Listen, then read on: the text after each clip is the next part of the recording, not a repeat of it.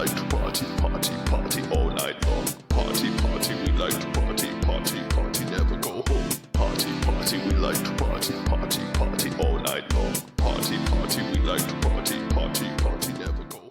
What's up, everyone, and welcome back to episode 80 of the Ball Talk Pod. Here after a little holiday break to break down what went wrong for the Oklahoma Sooners and a heck of a day during that playoff game. A little bit of playoffs for college football since then. We can preview a little bit of the national championship game, and then we're going to circle back and talk about what the heck is wrong with the Oklahoma City Thunder, or at least what used to be wrong, because they just beat the Miami Heat. But as always, I got Christopher with me. Chris, what's up, man? How's it going tonight? Long time no talk. I've had a lot of time to think about OU's loss, and now I'm finally ready to talk about it. We've given Let's start ourselves. this. Did you have a good holiday? I had a fantastic holiday. I don't know about you, but I think it was last week was my first week back to work, and I felt rejuvenated, ready to go, having all that time off, spending with friends and family, and eating copious amounts of sugar was good for my body in the end. You went on like a 72-hour fast. 84. 84, sorry. Yeah, never. That's why I don't your think dad I'll do could that buy me again, dinner, 'cause and it it wasn't didn't really buying help because I yours. just ate like poop this week. So whatever. Might need to do it again. Might start tonight. Yeah, yeah.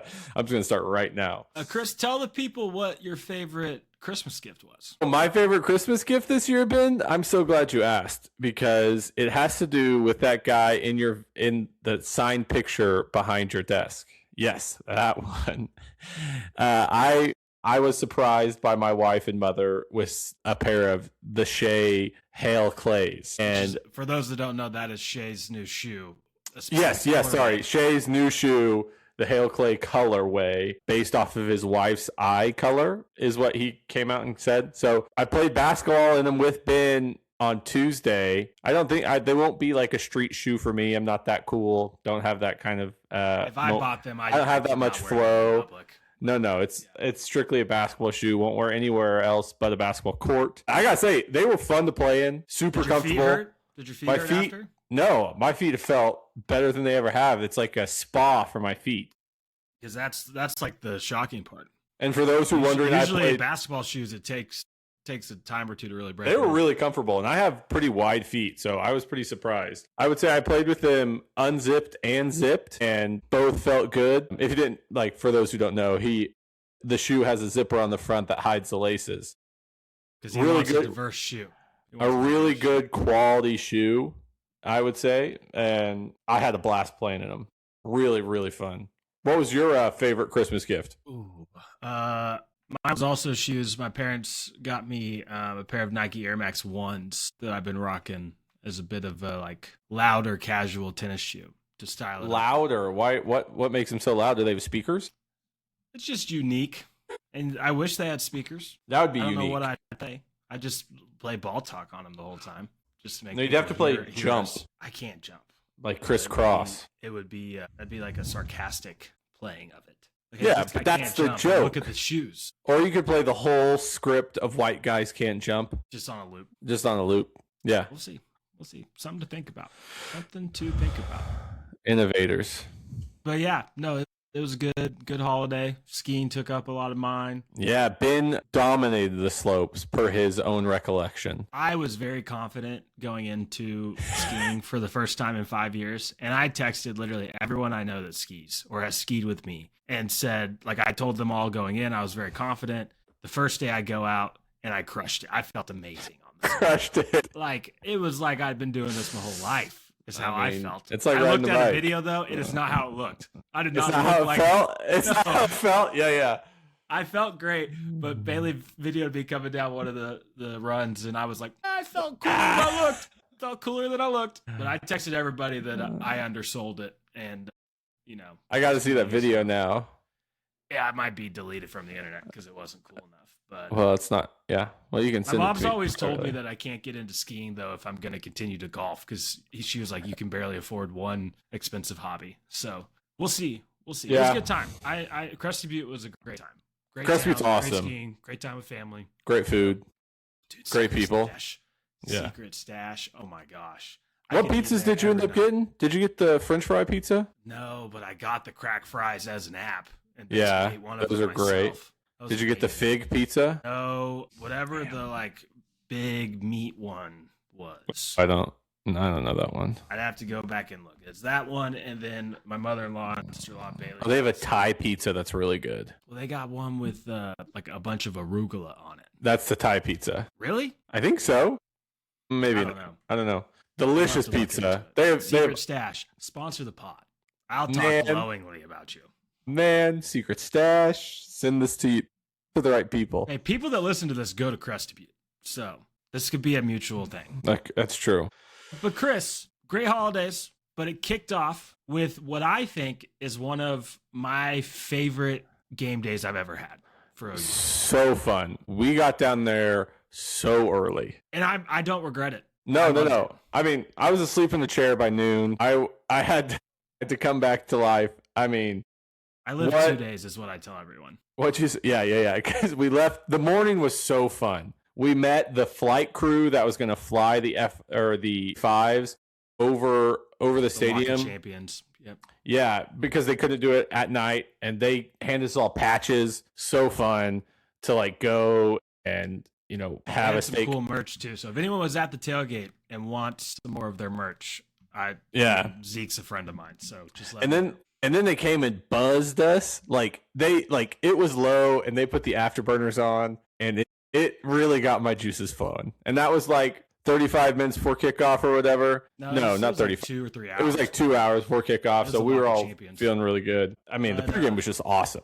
I mean, we got down there at 8, just like we were like, this is like the crew. I think by 9, I had a beer and 2 shots of Fireball, like played a great couple round of bags, cornhole. And then honestly, like just everyone was in such a good mood. Mm-hmm. And I think we talked about it. I think people were confident going into the game, but I also think people were like, look at the season we just had, and we get to have this because of that. And so, like, I was talking to Bobby Howard, who we've had on for some Thunder Talk yesterday, and I told everyone before, I was like, as long as we don't lose 50-0, like, I'm not going to be upset. And he said, yeah, but I think the second worst outcome happened, Yes, Where you being get up up big. 17. and losing. But that's the Because- thing. Like, I can understand like having that outlook on the season because I have the same outlook. Winning 10 games in the regular season, getting to host a playoff game, awesome. That was, I mean, the atmosphere was awesome. The fans came ready, I and didn't it sit was the whole game. It was so fun. And then you can also be hurt by that instance. With knowing that the season was a success, I felt some despair that day. You know what I mean? Like for that game specifically, I felt sad. It just sucked. It was over. I was sad that we lost. And that's fine because you can be sad, but also know that it was a successful season, right? Only one team wins national championship. It's going to be Indiana. And it was in Alabama. And it was in Alabama. Bama might have done us a favor not making us go play. That's true. Yeah. Indiana looks like a monster. So super fun. I mean, like that first quarter was the craziest time. I texted Eddie Radosevich like just before kickoff. And I was high on life. I was feeling good. And I texted him. I was like, Just this life. might be cooler than the Rose Bowl.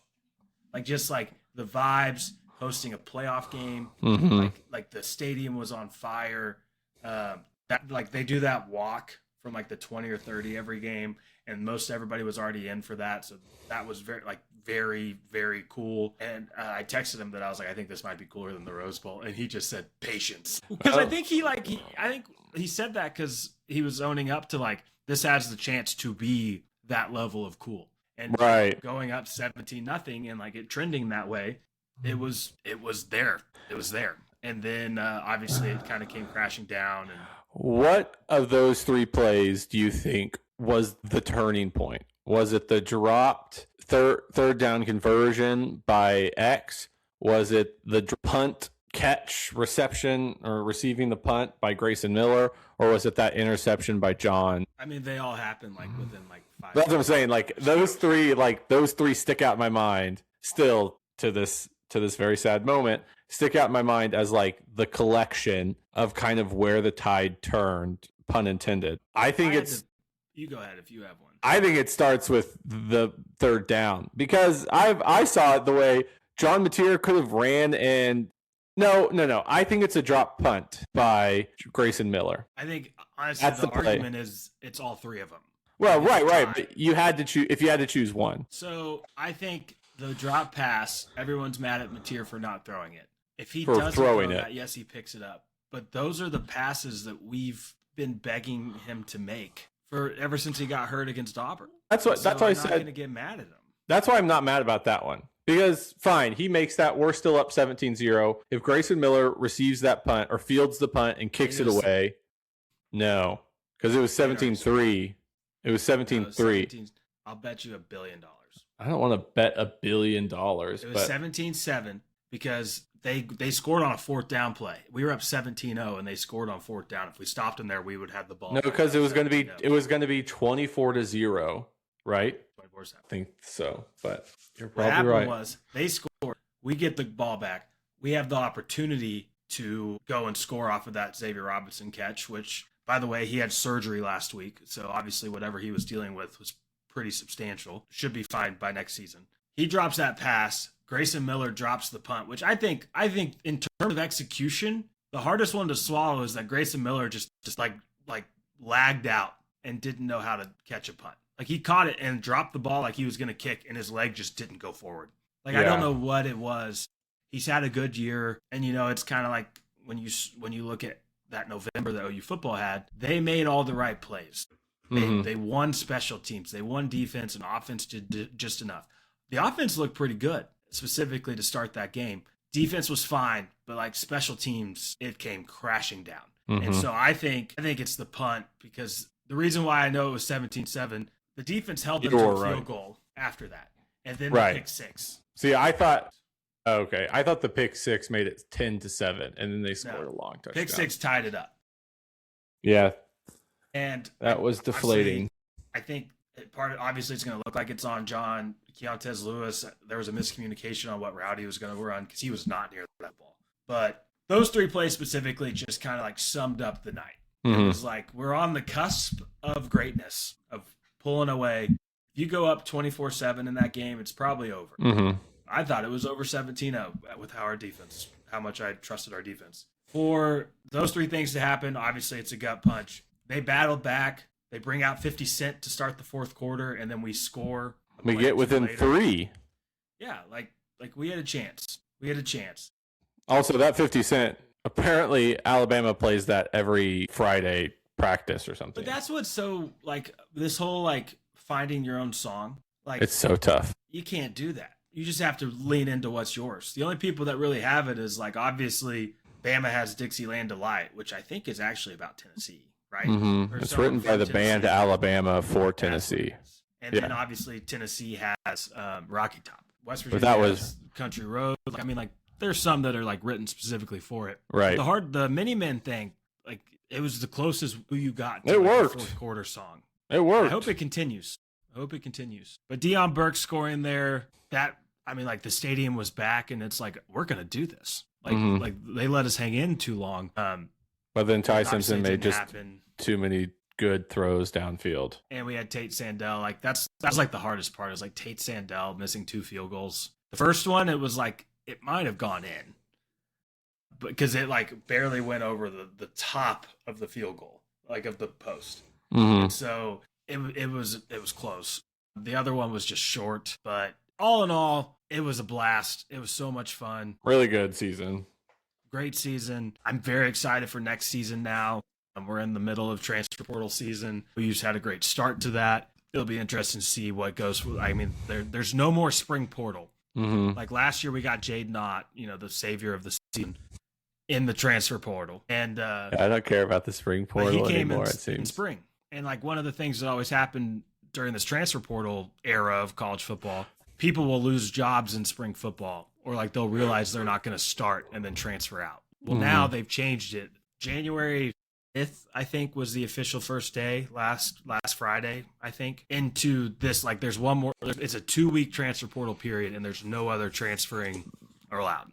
So everything's kind of locked in after next week. So it'll be interesting to see how that happens. Do you want to talk transfer portal now, or do you want to keep going on playoff? Let's talk transfer portal since we're there. I mean, I think OU's done a great job. I don't know much about like the guys we're getting. Seems to happen every year now. I kept telling my wife, like, one of my New Year's resolutions, like, I don't really wear my Apple Watch anymore. I like wear like a real watch, and I got a Whoop. Whoop should sponsor There it is.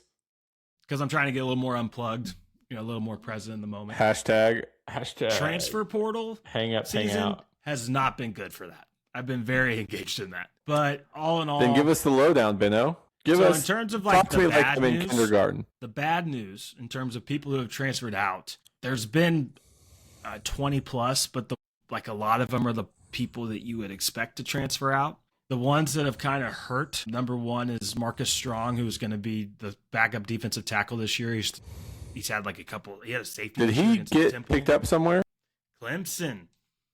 Brent hasn't Interesting. taken anyone from Clemson, and now Clemson comes knocking. So, but he went to Clemson. That was a tough Didn't we one. take someone from Clemson this year, or just this transfer portal? No. People Oh, were okay. hoping that some of their players would enter, and they didn't. The other one, linebacker Sammy Omasigo, who there's still some like unofficial, no one knows exactly what the linebacker room is going to look like, because the rumor is that Kip Lewis is coming back. To go along with that, Isaiah Satania they expect to come back, I think. Nothing's been officially posted, but just how they're operating kind of leans towards that. Tate Sandell announced today that he's coming back for his last year. He's got to make up for those two left. missed field goals. Yeah. Omasigo left. Jaden Hardy, who, if you remember, had the punch out on the punt return in Tuscaloosa, kind of like a backup safety who'd been playing decent. He's entered the transfer portal. And then Gentry Williams, cornerback, who looks like he's has all the talent in the world, but he makes one good play, and then he's out for 4 games. Devon, cornerback, he had a sack in Tuscaloosa. The main thing that comes down to this is it is so hard to have depth in college football now, because all these guys who are playing great as your backup and like our defense played so well. Brent always says that he has 22 starters. He can rotate people in and out. Well, the backup 11 now, they can go get paid starter money elsewhere. And that's what happens. And it's why college football is now becoming so balanced, but it's also why it's so hard to keep some of these guys. But yeah, outside of that, like Taylor left, a lot of the wide receivers left. What happens to these guys who have entered the transfer portal but have not found another school to go to? Do they just return to OU and get paid nothing? OU would have to basically recruit them back. Like say they have a spot. Oh, so they're just like free agents, but they only can leave school for this 2-week period. They can sign anytime after that. Well, I think they have to be signed by the end of this, and I don't know. So what happens? What happens if they don't sign by the end of this? Then I don't think they can play this coming year. So you, as those players, you kind of have to be like, okay, pretty much on your P's and Q's, huh? And I might be wrong, but I just know maybe it's just you have to be in the portal by this time. I don't know. That's why I asked you. I'll look into that. That's a good question. Out of the 20 plus people that OU has had enter, 5, 6, 7, 8, 9, 10, 11 of them haven't found spots. Some of them, are taking visits. I think there's a chance. I'd love for Omasigo to come back. I think he's a good locker room guy. Kobe McKenzie went to Northwestern. That's another guy. But I didn't know this. I think he played 11 snaps against Bama. We really were playing him. He kind of fell out of favor somehow, or maybe he had a groin injury. I think. I know he got hurt. Mm-hmm. And then just kind of Kip and Owen Heineke. Yeah, that's what you kind of hope, is that guys kind of play better and that they. What about Owen Heineke? So he is in the process of appealing or applying, I guess, for an additional year of eligibility. He technically had used 4 years with this last year, but his first year was spent at Ohio State playing lacrosse. He played 3 games. And so they're still waiting for a hearing, or at least some kind of verdict on his eligibility. I've heard it flip-flopped about 5 different times on what people think is going to happen there. So I really think it's a coin flip. We'll see. With Kip coming back, that's massive. Kind of moving into people coming in, like names to circle. The biggest one, I think, staying on the defensive side with linebacker, the biggest win based off of how I think OU's reacted and how national people in the know have reacted is a linebacker from Michigan by the name of Cole Sullivan. He started for Michigan last year. He came in, immediately visited OU. It was kind of like kept under wraps. No one really knew he was coming. Michigan like fought like hell to keep him. Did like in-homes multiple, but then Brent got the last in-home. Apparently he sealed the deal. He's gonna come in. You watch his tape, you see a lot of like Danny Stutzman, and like he is a guy. Like he's gonna Brent's gonna love him. He's gonna do a lot with him. I think he could also play some cheetah, but he's a linebacker. He led Michigan in interceptions last year. Damn. We need somebody to create turnovers for sure. In Norman, he either forced or recovered the fumble on Satania's punt return. Like he's just a guy that has great instincts. He has an act to put his nose on the football and make stuff happen. And he gets to go into Michigan next year. That's a big story. That's kind of fun. Too. That's going to be fun. People were joking that like we traded him for Taylor Tatum. Like Michigan got Taylor Tatum. Which they could do a lot with Taylor Tatum. Well, I was like, we won't have to wait till game 4 for turnovers this year. Taylor Tatum's going to run the ball and fumble it. I hope. Because Michigan's bell cow, Justice Hansen, he entered the portal. He's not even going to the draft. So like he entered the portal?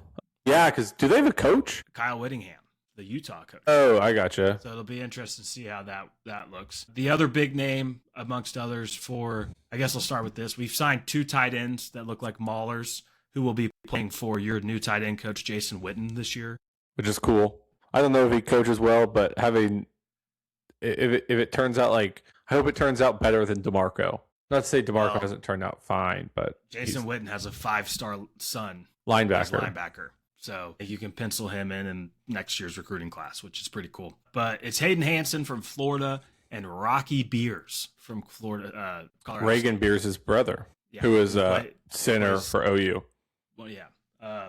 They're coming in. The Beers jerseys are going to do numbers. Someone texted me about it. How many had I ordered? And I sarcastically said that I had ordered 7 for the number of tailgates, and whoever drinks the most beers at each of our tailgate gets a Beers jersey. That'd be pretty fun. Should we talk to the boys about it? Somebody count. Maybe we can get the law firm to sponsor the jerseys this year and the beer. We'll put a patch on them. But you got some tight ends to replace what was non-existent last year. In terms of the wide receiver room, Terrell Harris is he was highly ranked. Had Parker over 800 Livingston, yards in Virginia last year. He is a Virginian. All ACC, third team, 6 feet. You look at his film, he can do a little bit of everything. He's fast. He can break away. He can go up and make a contested catch. And then the biggest one in terms of name recognition is Parker Livingston, as you just said, wide receiver from Texas. He had over 500 yards for the Longhorns. He was Arch Manning's roommate. I mean, we're going to have all the intel going into Red River. We need it. But no, he left the Longhorns. The Longhorns did get Cam Coleman today, which was kind of expected. Still sucks, but he stated like he was kind of forced out. Livingston was saying that kind of is how you took his post that he put out when he entered the portal. Something came out along the lines of like Texas promised him like over 500,000. They only played him like 350 or 375 last year. Whatever of that is true, I have no idea. It's a lot of BS right now. I trust Parker. Yeah, he's a Sooner. He's a Sooner. And I trust him. I trust him. We don't lie. We don't steal. We don't go early either. No. So we didn't contact him before he was in the portal. But no, him and Harris with Satania makes for a very competent wide receiver room. You throw in potentially some tight ends that might be able to be involved. I think blocking is the biggest issue with our tight ends. In terms of running the ball, you like to think that our offensive line will be better next year as they're all a little older because we're returning all but one starter. And we've gotten guys in the portal, tackle from Arkansas, tackle from Georgia Tech, a guard from Western Kentucky that they think will be able to come in and push for the center position a little bit. But the tight end blocking, like if you go and listen to Oklahoma Breakdown, like one of the biggest flaws that we had this year, like the safety against Ole Miss specifically, they had Caden Helms blocking a defensive end. He just whiffed. Like we had the ball back with the chance to go take a lead, or I can't remember. I try to forget that. But like we were putting tight ends out on islands, and it's tight ends that can't do anything. And now we have like Hayden Hansen from Florida. He's 6'6", 250. He's gonna be playing tight end. So I know what that size is all about right there. Yeah. You feel it. I feel that size. I feel that size. That's awesome. I love having big tight ends. We need something to change. And so if the tight ends are truly the reason for our run game being super flat the last 5 years, 4 years, 3 years, whatever it is, hey, we made it. We made a change. Good on us. Let's go make it work. And hopefully it does. Yeah. Yeah, I mean, like, there's Kenny Azawula, I think. I can't say his last name. He was a big get out of the portal, beat Texas for him from UTSA. I think he's going to play defensive tackle. Has, a lot of these guys, which is probably the biggest win, is like they're not seniors. Like, they have 2 or 3 years of eligibility left. So you're not always turning over, trying to fill voids and all that. But like you said, in this college football landscape, you are always going to be doing that. But it's nice that maybe you don't have to do it so much because you're not losing so many guys. Brent continued to say, and Nagy's continued to say, like, the lifeblood of the program is high school recruiting, and then you fill in gaps with the portal. Which is, I believe. And before moving on, like, the biggest thing to me with this portal season compared to last year, compared to years before, specifically with Nagy being in the position he's in, OU obviously had a plan. Like, the first weekend they brought in, I mean, like, there was a 2-day period where we had 9 commits, like, bam, bam, bam, bam. They all were pretty high profile guys that they anticipate coming in and making a difference next year. You throw that in with what's returning. It's like, I'm like, let's give me Indiana this week. Let's throw the ball out there. Let's figure this out. John Mateer like, throw. They just have a plan. Like, they're bringing in guys. They've done their research. Obviously, we need it to translate, and we can talk about that for the next, 7 months. I was about to say, that's cool. Have a plan all you want. Is John Mateer going to be better? If John Mateer is not better, it's going to be the same old song and dance on offense. And the question is, it's like, you anticipate the offense taking a step forward next year. It will be very hard for the defense to play better than they did. Yes. And you're losing R. Mason Thomas. Robert Spears Jennings is the guy that you lost. Obviously, Kobe and Omasigo. I think the biggest losses that people don't talk about are the 2 defensive tackles, specifically Grayson Halton for me. I think he's one of the more underrated guys. I have a history with his family, his cousin. But he's a guy that I think he could get after. I mean, that play he made against LSU when they tried to run that reverse saved the season. Mm-hmm. You have David Stone and Jaden Jackson, but you lost Marcus Strong. I think OU would still, with the remaining week of the portal, I think you would still like to see them go get another defensive tackle. Or 2. I'd be fine with 2. The guy from UTSA I mentioned was going to play, but he's only like 280 right now. And Todd Bates really loves 300-plus pound linemen. So what does that mean? So, like, does Indiana get an extra week to enter, or no. Really? So they have to enter. Like, the U and Indiana have to enter now while they're preparing. Now, there's people that I've seen, like Ole Miss's backup quarterback. He entered the portal, but he stayed with the team. Like, they knew he was. He's going to LSU, right? Missouri. He's going to Missouri. LSU doesn't really have a quarterback. Mr. Kiffin still searching for it. They signed one today, and I'd give you 100 guesses, and I don't think you'd get the school that he came from. It's Elon Musk. But the same first name. That's the quarterback commit they signed today. I bet you could give me 50 guesses on which state Elon's from. I wouldn't get it. You still wouldn't get it. I wouldn't get it. There's 50 states, but no, it's some big winners in the portal. Obviously, you have like the big money guys like Tech. Texas has had a giant exodus of transfer portal guys this year. Do they think he's going to the Titans? No, I don't think he's going. I mean, I think they've like kind of negative recruited a little bit. Not OU specifically. I'm sure they have a little bit, but other schools, just like, what is Sark's future? But like, they got Cam Coleman today. For OU fans that followed recruiting a couple years ago, Hollywood Smothers was a guy that came like a 4-star running back, transferred back to North Carolina State, the state he was from, because he was homesick. He put over 1,000 yards up this year. He enters the transfer portal again to go get a bag. He commits to Alabama, enrolls in classes at Alabama, secretly takes a visit to Texas while still committed to Alabama, and flipped to Texas today. So Texas has a running back and a receiver. Their skill positions look good, but like, I don't know what their defense is going to look like. I know Cam Coleman and is like big, all world, and fat, all world. Watching him play feels like watching a lazy James Harden. Like, he'll make like an incredible catch, but is his skill set, is his attitude gonna lead to winning football games? I don't know. You had to deal with Jackson Arnold this year, who by the way is transferred to UNLV. Sure. So All well and good, but is he a guy that translates to winning? I mean, it's hard to know. He played for Auburn. Put him in a different situation, and we'll see. But I think if right now it's January 11th, 2026, we are 9 months away from the Cotton Bowl.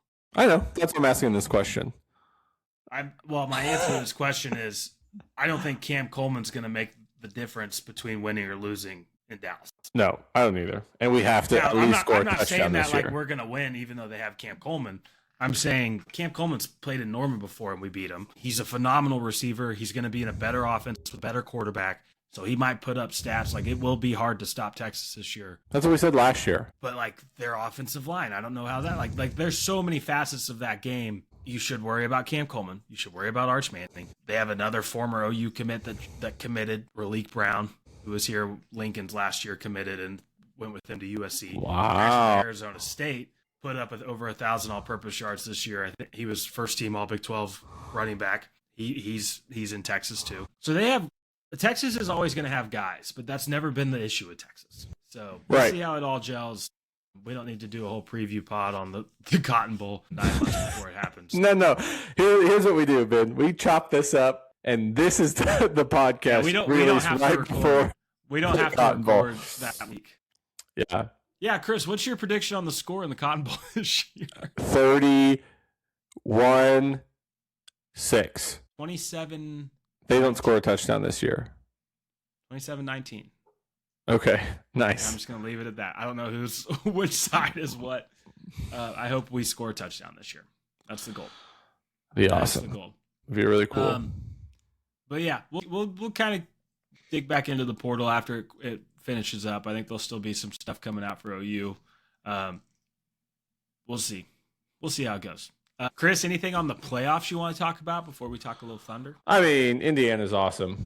What else do you want to say? They're so It good. feels like Alabama. But and their success feels more like singular, if that makes sense. They have like all this like older talent, like older players, right? And they're doing it without all these 5 stars. It's just these people who've played college football for so long. It feels more singular, less repeatable than something like Alabama in like the early 2010s. I mean, I don't disagree with that, but the thing is, like, they've had a pretty good recruiting and transfer portal class.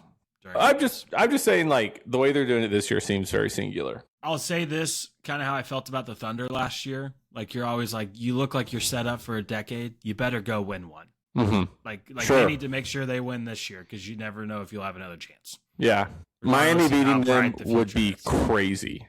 I would hate it. Like, that is my like. I texted Carson Beck winning 2 national championships. He wasn't even the quarterback for the Georgia. Like, he still has one. That's like Dylan Jones for the Thunder. He's an NBA champion. He is NBA champion. No longer in the NBA. Alex Dukas, NBA champion. No longer in the NBA. No, I texted a couple groups before. I was obviously cheering for Ole Miss because of my sister-in-law and SEC brethren. I just don't want Miami to win. I don't know why. I just don't like Miami. And I wasn't even really that into it when they were up in their heyday and people like, they were playing Notre Dame. They called it Catholics versus convicts and all that stuff. I just don't like it. You already live in Florida in a really nice city, nice-ish. I mean, we stayed. Miami's not that nice. We were fearing for our life when we were there for your bachelor party. Lock it up. So much so our Uber driver said, you need to stay in your house. I was like, I don't care if it's Ole Miss, Oregon, or Indiana, as long as Miami doesn't win. I think I think I saw the lines like 5.5. That's crazy. Just murders them. 7.5 right now on ESPN. 7.5. It's gone up. I understand it's in Miami. It's gonna be a home game. Like, it's a home game, but the thing is, it's not like you get your regular season ticket as a Hurricane fan. There's a certain allotment available to both schools, and then a lot of it goes to corporations that are sponsored and things like that. So it's not like it's going to be a home. It'll be a home game in terms of location. From my understanding, I don't think the crowd will like reflect that. Sure, that's fine. What I want to know is, they're technically the away team. Do they have to go to the away locker room? They're the lower seed. I'd like to. I would hope so. Yeah, I think that'll happen. I got Indiana win that game big. Oh, big. Yeah. Big. Might not even watch. I hope it's a fun game. I hope it's a fun game to watch. It's next Monday. a week from tomorrow. But I think they're going to win big. We'll see if Cignetti can show some emotion if they win. But I don't know. It's been a really fun playoff so far. That Ole Miss Georgia game was an all-timer. Ole Miss Miami was a great game. Every game Indiana's played in, they've killed them. I think my biggest takeaway from this playoff season is you need to have more home playoff games. Yeah. Forget the Sugar Bowl. It should be the Final Four and then the championship game. I think you almost keep it how it was when it was the 14 playoff, where you rotated which bowls were in it. Yeah. And it might be a way to maybe kind of keep some of the bowls relevant with the playoff, have the top ranked matchups outside of the playoffs at the Sugar Bowl and the Fiesta Bowl, whichever ones are not in the college football playoff. Yeah. Because Dan Lanning said it, they went to they were playing Texas Tech in Miami, I think. It was in the Orange Bowl. And Dan Lanning was like, Texas Tech should be preparing for a home game. You saw what happened with us, that atmosphere. A&M was a great atmosphere. The Ole Miss and Oregon game, it didn't really count because they were buys basically, as we talked about a month ago. But it's Indiana and Tech and Georgia. It stinks that they are the top 4 teams in the country and don't get to host a playoff game. Yeah. I think that's something that'll change. If it moves to 16, I think that'll change. I think there's a chance that could happen. I don't know if it would happen as soon as this year. It's just, to me, and it's kind of played out that way, where only one team with a bye has won the second round, and it was Indiana. So something like that's got to change. I don't know. I just think more home playoff games because, they were awesome. Every that last year, this year, I think everyone would say that it's just amazing to host it. Look at what we get to do. I think that was the biggest thing of the announcers before the game for OU, the game day crew was there, and they stopped for a minute and just took it in on the broadcast. They were giving their prediction. They're wait for this beat to drop, and they all hit it, and it was Saban said he feels so awful for Alabama having to play in this atmosphere or something like that. It was awesome. You just showcase the fan base, the campus, the university, and I think especially those teams that earned the buys, the conference champions, they should get that too. Yes, is my take. No, I think you're 100% right. Even a second round, if we had won, we should have gone to Indiana instead of playing in the Rose Bowl. But we'll see what happens. But yeah, I got Indiana winning big next week. I think you do too, as we said. Any other college football talk, Chris? Before we move on? No. Going to be a fun, like we talked about earlier, it's going to be a fun off-season watching highlights from this season. And that's all we could have asked for after the devastation. I wish there was a real spring game. I don't. The spring game always has never really interested me. We can go to Luke Combs, I guess, is the new spring game this year. Yeah. There you have it. Run the picket fence! 49 states is just basketball, but this is Indiana. All right, there you have it. There's your college football talk. We'd love for you to stay on and listen to a little bit of Thunder talk if you want to, but we'll give you the segue out if you need to. Don't leave. The Thunder Ben's making me won do this. 2 in a row. Chris and I were texting on Friday night. We knew we needed to start the podcast back up after the holidays. The Thunder have been on a little bit of a spurt. They were 6-6 over their last 12 games. Not really a spurt, sort of like a rundown car that needs gas. And as Mark says, you got to get the car back on the road. Right. They had lost 3 games to the Spurs. They had lost to the Wolves on the road. We both were at the Hornets game last Monday. They lost by almost, I think it was 27, give or take. Just an embarrassment. It was the first time since it was basically a year to the day that we had lost to an Eastern Conference team in the regular season. Just an embarrassment. I don't, there's no other way to put it other than it was embarrassing. Truly, that was that game, the shot making from the Suns the game before, and then the Hornets that next game was incredible. The Hornets were making anything they threw up. LaMelo threw up a one-handed fall-away shot from the corner that was nothing but net, and then made a couple just backyard three-pointer. And the Thunder on the other end, wouldn't hit water if they fell out of a boat. They were completely not lost on offense, just nothing was falling. I don't know. But it's just like the energy and effort isn't what we've come used to this team over the last 3 years.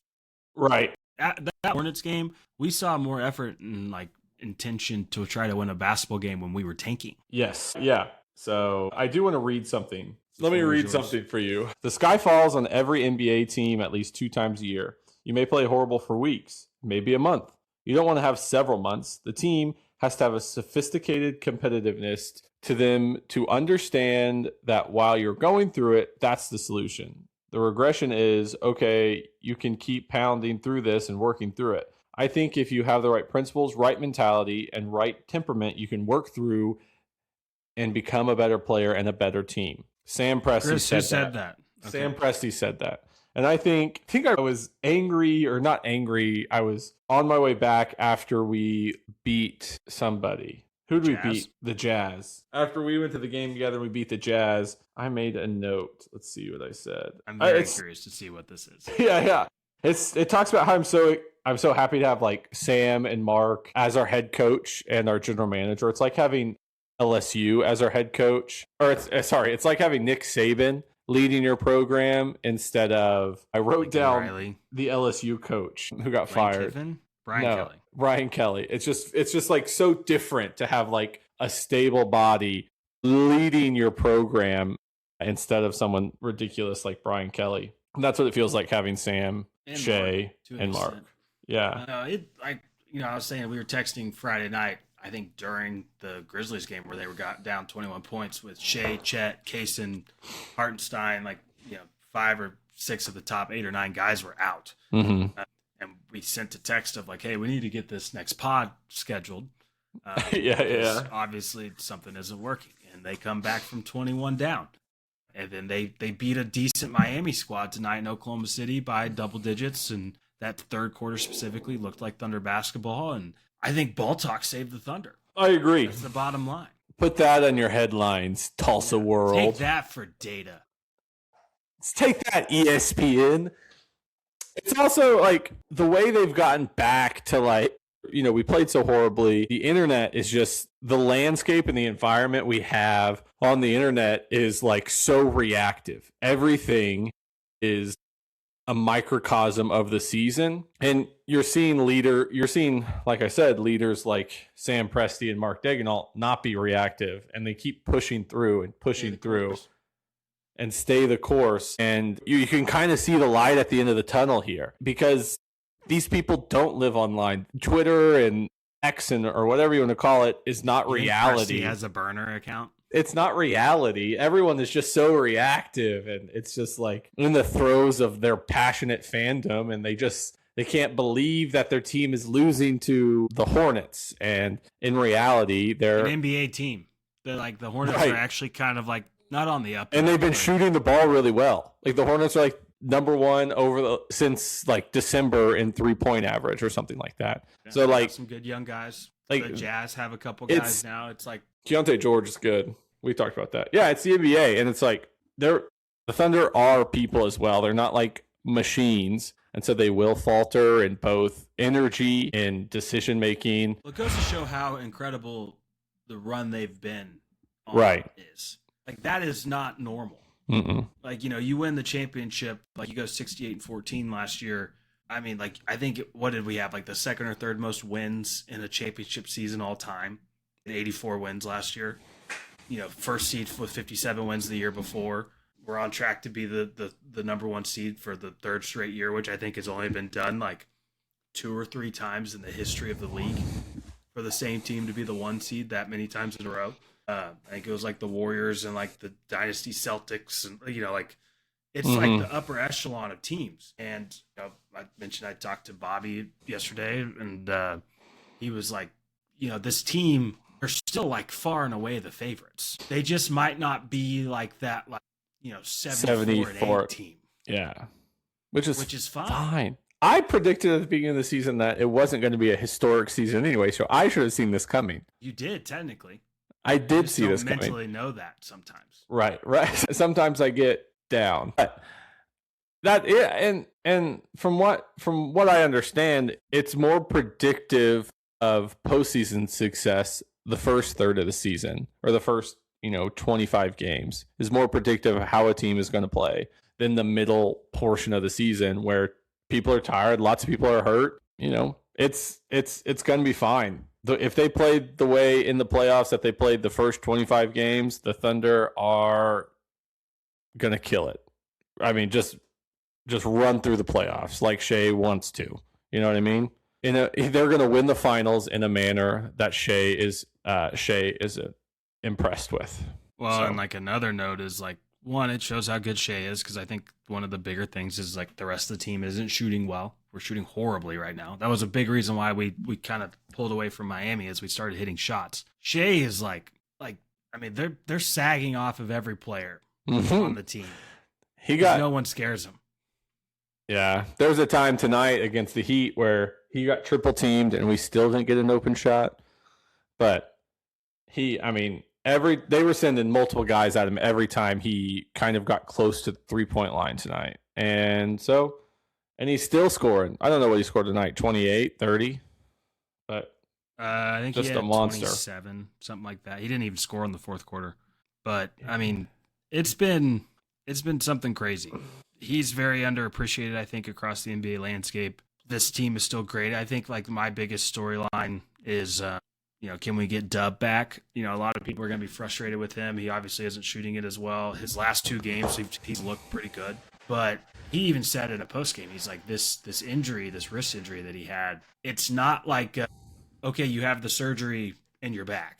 Mm-hmm. Like, he's like, his flexibility is limited now. His whatever, his ability to move his wrist is I don't even know what it's, some medical term that I literally cannot think of for the life of me right now. But yeah, he's got to work all that back. And he said it. He's like, I'm not on a bad team where I can just go out and jack 40 shots a game and figure it out. Uh-huh. He still has to play within the flow of the team. He's still like, I mean, his assist numbers are up. He's, I don't have his rebounds in front of me, but like he's making winning plays. Mm-hmm. Like he's just not that second scorer right now. And that's fine. We have AJ Mitchell for the time being. AJ Mitchell might be the most valuable player this year, actually. He might be the Thunder's MVP. He might be the MVP on the team where that has the MVP. You already knew what Shea was. Yeah. But everyone wanting to the 2 outcomes are, one, his wrist is shot and he's never the same again. That's worst case scenario. The other outcome is he just has to figure this out and he'll be back and it'll be fine. He'll play up to his contract. Going back to what I said about Indiana, if his wrist is never the same, he literally sacrificed his wrist for a championship. And that is worth every penny of his contract to me. He scored 40 in an NBA Finals game. I don't think that's going to be what's happened. I think there will be, he'll come out the other side and get back. I mean, he was shooting, 40+% from 3. He gets back to that eventually, and the Thunder are sailing. But, you got to give him time to do that. I mean, it's not like I said, you have this surgery in your back. It's like you have the surgery and then you have to figure it out for 6, 9, 12 months of what this looks like now. It kind of goes back to Dr. Shin, how good are you, buddy? Mateer sucked. Mateer sucked at when he came back. Dubs I won't sucked. take any Dr. Shin slander. Dr. I won't Shin take it. He can come on the pod and tell me what he thinks of. Defend himself. Yeah. Ben's court. Ben accuses you of something. You have to come and defend yourself. I'm just the bailiff. They don't let me practice law. So, Chris, I'm sitting here. I wanted to see us compared to last year. I think 2 years ago when we won 57 games, we were 28-12 through 40 games. Okay. Right now we're 33-7. Last year at this time, I think we were 34-6. So we're bad now. We suck. We suck. I'm even in a group text that he was like, we should trade for Bobby Portis, and I almost left the group text. Who trade who for Bobby Portis? I don't want Bobby Portis. No, the name that I said, I was like, if we trade for anybody, I'd want to trade for Trey Murphy. But his price tag, he's going to bring a pretty penny. Yeah, but you throw Dort and Joe or Wiggins with their salary and some picks at him. Yeah, but I'm on the team. Don't throw a wrench in the team that just won the championship. Why mess up the mojo and the camaraderie? Trey Murphy will be out there next year. Right, that's what I'm saying. Don't mess up the camaraderie just to I don't know. Did you pay attention to Dort tonight? I know we texted him about him a little bit. He seemed a little upset. So he checked out with 4.5 minutes left in the third quarter. Did he not play again? He did not come back in the game. I think like him and Kaysen specifically, offensively, have been horrible this year. Really bad. Kaysen's like kind of even more disappointing because you kind of had this anticipation that he was building up to, he's a top 10 draft pick. He's been playing on the 1 seed his whole career. Like, I still think he's really good. They're both fantastic defensively, but like offensively, it's just not there right now. He just doesn't look quite as smooth as like other guys. No, and they look loose with the ball. Like their playmaking's not there. Dort has been shooting over 40% the last couple of years, and like last I checked, he was at like 28%. Regression. Like whatever it is. You'd like to think that you regress to what you hope is the mean, but we were texting during the game. Eventually, it's no longer a trend. It's just fact. That's just who you are. So we'll see. So we won a championship shooting poorly. Yeah, and that's like the biggest thing that people talk about. It's like, can you imagine what the Thunder would be if they shot it well? Yeah, they might go 16-0 in the playoffs. But I don't know. I want to see what we ended up shooting from three. It was like 26% or something. 0-6 tonight and ended up shooting like above 50% from the field. He made 9 in a row. Yeah. What did he end up? 10 of 19. He started out 0-6. He was 10 of 13 the rest of the way. Yeah, we shot 29% from three, which is a positive trend. That's going up. That's going up. That's going up.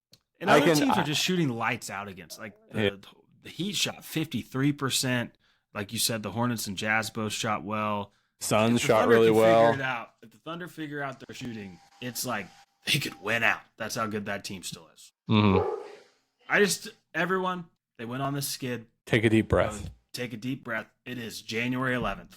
We lost by 27 to the Lakers in April last year. And everybody was like, there's no chance the Thunder even get to the Western Conference Finals. We lost first round. We lost by 30-something to the Timberwolves in the Western Conference Finals. 40-something. We were the first team in NBA history to lose 40 points in the playoffs and still win the championship. Yep. They figured us out. Just give it some time. Basketball's a long season, much different than football. Long season. I kind of call this like a delayed championship hangover. But I don't know. The hope is they trend up. Big game on Tuesday night. Spurs coming back into your building. You've lost to them 3 times this year. You almost circled that as like a must win. I don't know. I'm not saying that it is in terms of like the landscape of the season, but for that locker room and like the competitive spirit that the Spurs, when we played them, the Spurs were also shooting the lights out. They were shooting well out of their boots. And somewhat like they lost their next 2 games after beating us on Christmas. They were shooting well above their pay grade. All of the Spurs were. They lost to the we'll see if they do it again. The Spurs are really freaking good.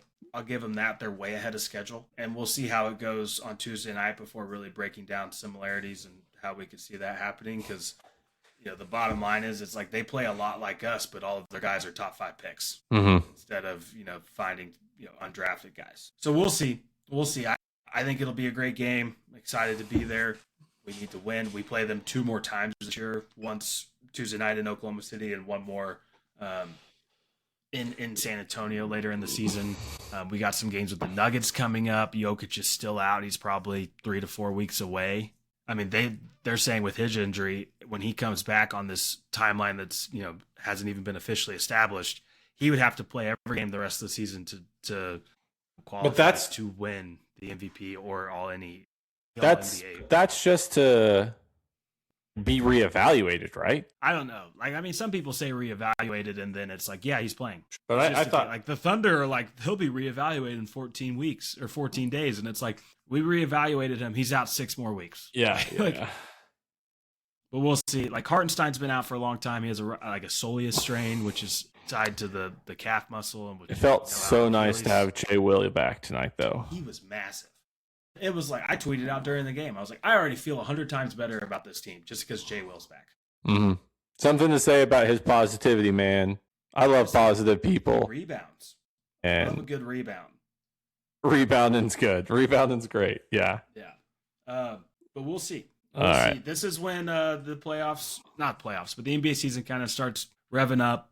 We're getting to the end of football season. All-Star break's coming around the corner, and then it's full steam ahead to the playoffs. But I think with that, we're going to wrap it up tonight. Chris and I said going into it, we'd probably go 30 or 40 minutes. We're now at over an hour. So life's good. We love talking ball. Love talking ball.